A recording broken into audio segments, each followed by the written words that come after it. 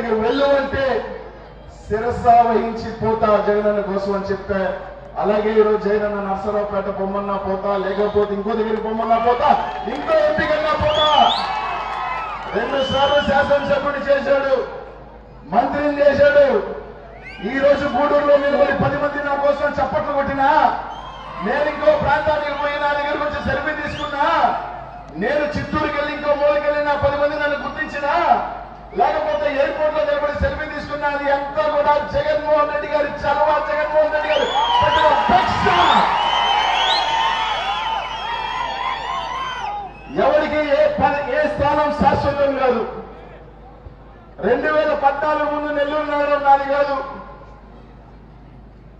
అంతకుముందు వేరే వాళ్ళు ఉన్నారు. ఈ రోజు 14లో నేను వచ్చినా, 19లో నేను వచ్చినా, 2024లో ఏమో భగవంతుడు నన్ను పల్నాడికి పంపిస్తున్నాడు, పల్నాడు ప్రజలు ఆశీస్సులు ఇస్తారు, అక్కడికి పోతా.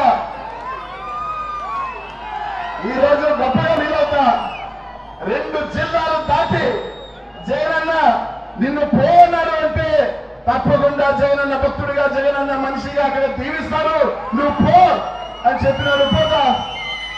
అంతేగాని ఎస్ 15 సంవత్సరాలు ఉన్నాను కాబట్టి అన్నా అంట, లేదు పో అంటాడు. రైట్, పోవటమే.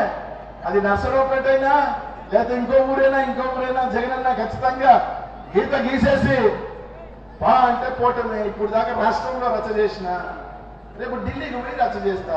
అంతేకాదు, ఇప్పుడు దాకా జగనన్న కోసం రాష్ట్రంలో దొంతెత్తిన ఏ మూలైనా సరే చంద్రబాబు నాయుడు గారిని పప్పుని ప్యాంటు సొక్క అయిపోయినారు, ఢిల్లీలో అయిపోతా రాష్ట్రం నొప్పుకోండి దేవుణ్ణి. అరే ఇది రాష్ట్రంలో అంటే మా గప్పు ఇక్కడే, ఇది ఢిల్లీ పోయాడు, అక్కడ తింటున్నారా మమ్మల్ని అనుకోవాలా?